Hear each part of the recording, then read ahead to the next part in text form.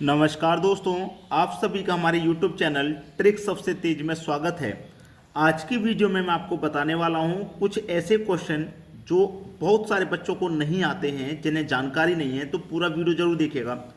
आपसे यहां पे इस क्वेश्चन में क्या पूछेगा, बहुलक, माध्य या माध्यिका। तो बहुलक को इंग्लिश में कहते हैं मोड, माध्य को कहते हैं मीन और माध्यिका को कहते हैं मीडियन। ठीक है, अब इसको करने का तरीका क्या है, हम बहुलक कैसे निकालें, हम माध्य कैसे निकालें, मैं आपको बताता हूं। आपके पास जो संख्याएं दी गई हैं, ये जो संख्या दी गई है, सबसे पहले तो आपको उसको क्रम में लिखना है। क्रम का मतलब है कि देखिए सबसे छोटा कौन है, सबसे छोटा 3 है और कितनी बार आया है 3, 2 बार आया है ना, 2 बार आया 3, तो 3 को मैं 2 बार लिख लूं, 1 और 2 लिख लिया। 3 से फिर बड़ा कौन है 4, और 4 एक बार आया है, लिख लूं। 4 से बड़ा है 5 और 5 भी आपका एक बार आया है, एक बार लिखेंगे।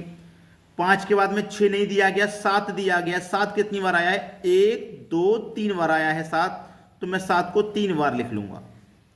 7 के बाद में 8 है और 8 2 बार आया है, तो मैं 2 बार 8 लिख लूंगा भाई। 8 के बाद में 9 है और 9 भी 2 बार है, एक ये रहा और एक ये रहा, 9 भी आपका 2 बार आया है। ठीक है, अब ये कितनी संख्या है, 1 2 3 4 5 6 7 8 9 10 11 संख्या है।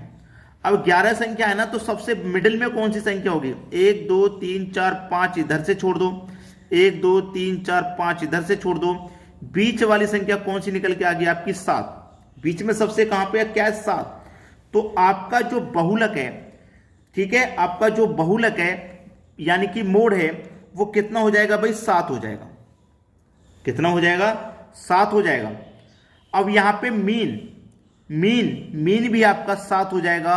और मीडियन क्या होगा दोस्तों, आप मीडियन कैसे निकालते हैं, मीडियन का मतलब होता है आपने औसत निकाला होगा, एवरेज निकाला होगा।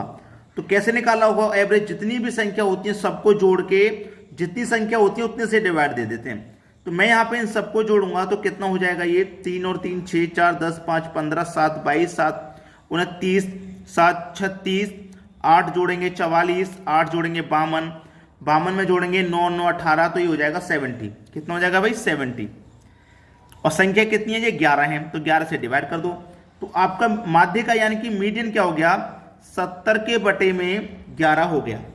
70 के बटे में क्या हो गया भाई, 70 के बटे में हो गया आपका 11। तो इस तरीके से निकालते हैं। अब इसमें दो चीजें हैं कि यहां पे भी 7 क्यों आया और यहां पे भी 7 क्यों आया। सबसे पहली बात यह भाई, यहां पे भी 7 क्यों है और यहां पे भी 7 क्यों है। ठीक है, देखिए माध्य का मतलब होता है बीच वाली संख्या, जो सबसे बीच में आ रही है वो वाली संख्या यानी कि 7 होती है।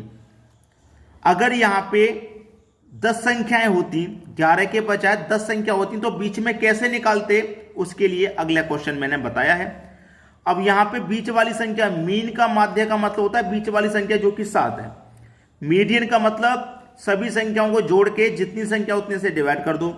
और मोड का मतलब क्या होता है, मोड का मतलब यहां पे आ रहा है मोड का मतलब क्या होता है दोस्तों, मोड का मतलब ये होता है कि आपके पास में यहां ध्यान रखना कि जो संख्या सबसे ज्यादा बार रिपीट हुई है वो आपका मोड होता है। तो सबसे ज्यादा बार 7 रिपीट हुआ है जो कि 3 बार आया है। ठीक है, बहुलक सबसे ज्यादा बार रिपीट हुई संख्या वो, मीन कौन सी संख्या, बीच वाली संख्या मीन, और मीडियन सबको जोड़ के जितनी संख्या उतने से डिवाइड कर दो। चलिए अब अगला क्वेश्चन देखेंगे तो आपको कोई दिक्कत नहीं होगी। अब देखते हैं अगला प्रश्न।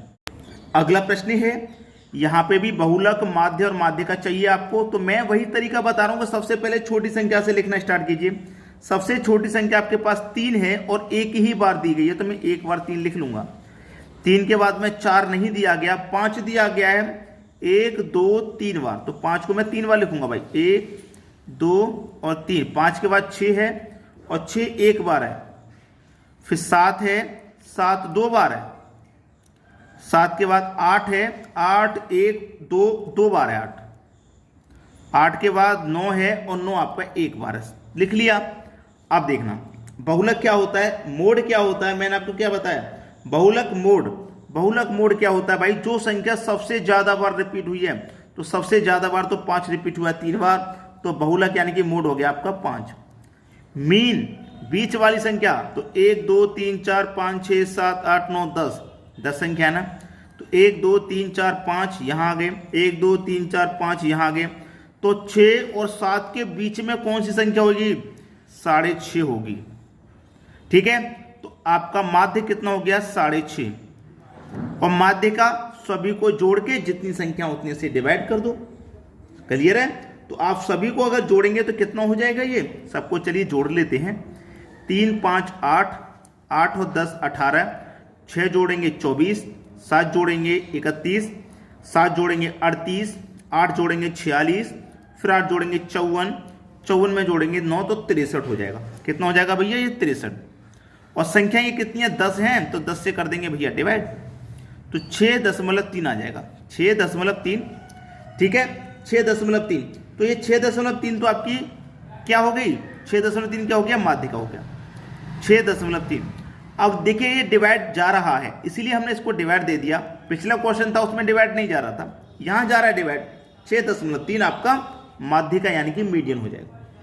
तो सभी को क्लियर हो गया क्वेश्चन, किसी को यहां कोई दिक्कत नहीं होगी। ठीक है, चलिए अब देखते हैं अगला प्रश्न। अगला प्रश्न है, पिता की आयु पुत्र की आयु की 7 गुना है। एक पिता है यानी कि फादर, एक उसका बेटा है यानी कि सन। तो पिता की जो आयु है पुत्र की आयु का 7 गुना है। अगर पुत्र की 1 होगी तो पिता की कितनी हो जाएगी? 7 गुना है तो 7। फिर बोला है 4 वर्ष बाद, तो ये वर्तमान है आपका, प्रेजेंट है, प्रेजेंट से आ जाइए 4 वर्ष बाद के लिए बोला है, तो 4 वर्ष नीचे आ जाओ। 4 वर्ष बाद उन्हीं के आयु का योग 56 वर्ष हो जाएगा। कितना हो जाएगा आयु का योग? आयु का जो योग है वो हो जाएगा 56 वर्ष। अब देखिएगा आयु का योग 56 वर्ष हो जाएगा, लेकिन इनकी आयु का अनुपात में योग कितना है भाई? अनुपात में योग कितना है आपका? 8। अब देखिएगा उसने जो पूछा है 4 वर्ष बाद का पूछा है। उसने जो पूछा है भाई 4 वर्ष बाद का पूछा है, यानी कि यहां का पूछा है। यहां पे क्या आंसर होगा? उसने ये पूछा है। अब यहां पे उनके आयु का जो योग है वो 56 वर्ष दे दिया। ठीक है, 56 वर्ष दे दिया। अब देखिएगा क्वेश्चन में क्या हो रहा है। ये जो 56 वर्ष का योग है ये कब का है? 4 वर्ष बाद, यानी कि वर्तमान से 4 वर्ष बाद आप यहां पे आ जाएंगे, तब 56 वर्ष है। अगर मैं यहां से, ये 56 वर्ष है दोस्तों, यहां पे 4 वर्ष का 56 वर्ष है। अब मैं 4 वर्ष यहां से पहले चला जाऊं ना वर्तमान में, तो जो फादर है उसकी भी 4 वर्ष आयु कम हो जाएगी, जो सन है उसकी भी 4 वर्ष आयु कम हो जाएगी। भाई ये वर्तमान का है, ये 4 वर्ष बाद का योग है। अब 4 वर्ष बाद से मैं 4 वर्ष पहले आ रहा हूं वर्तमान में, तो दोनों की 4-4 साल कम हो जाएगी, यानी कि 8 साल कम हो जाएगी। तो इस 56 में से मैं 8 कम कर दूंगा तो 48 योग बचेगा। वर्तमान में आने के बाद 48 का योग बचेगा वर्तमान में आने के बाद। अब वर्तमान में योग 48 है और वर्तमान का अनुपात दोनों का योग करेंगे तो 8 है। तो इस योग में अनुपात के योग से डिवाइड कर दो, 6 बार में जाएगा, 6 बार में ही तो जाएगा। अब पूछा क्या है? पुत्र की वर्तमान आयु क्या है? पुत्र की वर्तमान आयु क्या है? तो वर्तमान आयु का अनुपात कितना है? 1 है पुत्र का, तो 6 का मल्टीप्लाई 1 से कर दो, तो 6 का मल्टीप्लाई 1 से कर देंगे तो कितना हो जाएगा? 6 ही हो जाएगा। बस यही आपका आंसर हो गया भाई। क्लियर है? चलिए अब देखेंगे अगला सवाल। अगला क्वेश्चन है, 6 वर्ष पहले कमल एवं सुरेश की आयु का अनुपात 6:5। तो 6 वर्ष पहले, 6 वर्ष पहले का मतलब ये प्रेजेंट है, यहां से 6 वर्ष पहले आ जाऊं। ठीक है, तो अनुपात कितना है? 6:5 है। किस किस का है ये? कमल और सुरेश का, यानी कि कमल और सुरेश, मैं दोनों का नाम लिख लिया। जबकि 4 वर्ष बाद उनकी आयु का अनुपात 11:10 हो जाएगा। 4 वर्ष बाद, यानी कि वर्तमान से 4 वर्ष बाद कितना हो जाएगा? 11:10 हो जाएगा। तो वर्तमान में सुरेश की आयु क्या है? वर्तमान में हमेशा याद रखना कि नीचे वाले अनुपात का अंतर, तो 11 और 10 का अंतर कितना हो जाएगा भाई? 1। ठीक है, फिर करना होता है क्रॉस अंतर, तो 10 का मल्टीप्लाई 6 से करूंगा 60, 11 का मल्टीप्लाई 5 से करूंगा 55, और दोनों का अंतर 60 और 55 का अंतर 5 आ जाएगा। मल्टीप्लाई ये 6 वर्ष है, ये 4 वर्ष है, दोनों को जोड़ देंगे तो 10, 5 से कटा दो 10 को 2 बार में, 2 का मल्टीप्लाई 1 से करेंगे तो 2 ही रहेगा। ठीक है, 2 ही रहेगा। अब पूछ रहा है कि सुरेश की वर्तमान आयु क्या है? सुरेश की वर्तमान आयु क्या है? अब देखिएगा, सुरेश की वर्तमान आयु पूछी है, तो सुरेश का कोई वर्तमान का रेशियो तो है नहीं। अगर सुरेश का वर्तमान का रेशियो कोई होता भी तो भी उससे मल्टीप्लाई नहीं करते। अब सुरेश का 4 वर्ष बाद का रेशियो कितना है, 10, तो 2 का मल्टीप्लाई अगर मैं 10 से कर दूं तो 20 हो जाएगा। यानी कि 4 वर्ष बाद सुरेश की आयु क्या है, 20 वर्ष। लेकिन मुझे तो वर्तमान की पूछी है, तो ये 4 वर्ष बाद की निकल के आई है, तो मैं 4 वर्ष पीछे चला जाऊंगा वर्तमान में, तो 20 में से 4 माइनस करके पीछे आ जाऊंगा, तो सुरेश की आयु कितनी हो जाएगी वर्तमान में, 16 वर्ष। क्लियर है, 16 वर्ष हो जाएगी। अगर मैं इस 2 का मल्टीप्लाई 6 वर्ष पहले वाले अनुपात से करता, तो 2 का मल्टीप्लाई 5 से कर देता, सुरेश का 10 हो जाएगा। 10 में 6 जोड़ के वर्तमान में आते तो भी 16 हो जाता। क्लियर है, इस तरीके से करते हैं। अब देखेंगे अगला सवाल। अगला सवाल है 1025 रुपए का ऋण 2 बराबर वार्षिक किस्तों में चुकाना है। यदि चक्रवृद्धि ब्याज की दर 5% वार्षिक हो तो प्रत्येक किस्त का मान कितना होगा। अच्छा क्वेश्चन है, चक्रवृद्धि ब्याज का है। ऐसा क्वेश्चन जब आता है तो हमें केवल रेट से मतलब होता है, यानी कि 5% का आपका रेट है। 5%, 5 लिखेंगे, परसेंट का मतलब बटे में 100, 5 एकम 5, 5 से कटेगा 20 बार में, यानी कि फ्रैक्शन वैल्यू 1 के बटे में 20 हो गई। ठीक है, 1 के बटे में 20 हो गई फ्रैक्शन वैल्यू। और 20 में 1 जोड़ दूंगा तो कितना हो जाएगा, 21। और 21 के क्या गुणनखंड होते हैं, 7 गुने 3, 7 गुने 30 इसके गुणनखंड होते हैं। अब आपसे पूछा क्या है कि प्रत्येक किस्त का मान कितना होगा, प्रत्येक किस्त का मान पूछा है। तो भैया देखिए, जो संख्या 7 से और 3 से कट जाए, यानी कि 21 से कट जाए जो संख्या, वही आपका आंसर है। जो संख्या 21 से कट जाए वही आपका आंसर है, याद रखना। तो 21 से ये तो कटेगा नहीं, 550 कटा के देख लो, 21 दूने का 42, तो 5 और 8 13 बचेगा, 130, जो 21 से 130 नहीं कटता। ये भी नहीं कटेगा, 21 से इसको कटा के देख लो। अगर 21 से डायरेक्ट नहीं काट पा रहे तो 7 से और 3 से कटा के देख लेना। अगर दोनों से कट गया तो समझ लीजिए 21 से भी कट गया, इसलिए इसके गुणनखंड किए जाते हैं। 7 से कटाऊंगा, 7 8 56, 75 नहीं कटेगा 60 से।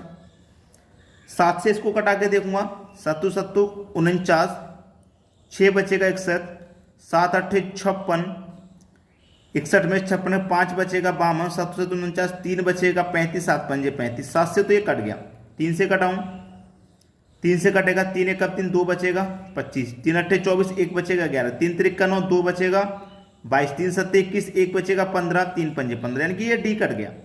ये डी कट गया 21 से, या 7 से भी कट रहा, 3 से भी कट रहा, तो इसका मतलब समझ लीजिए 21 से भी कट गया, तो यही आपका आंसर है। क्लियर है, चलिए अब देखेंगे अगला सवाल। अगला सवाल है, डिक्शनरी को इस रूप में लिखा गया है तो यार्ड को कैसे लिखेंगे। यार्ड को कैसे लिखेंगे भाई, देखिए डिक्शनरी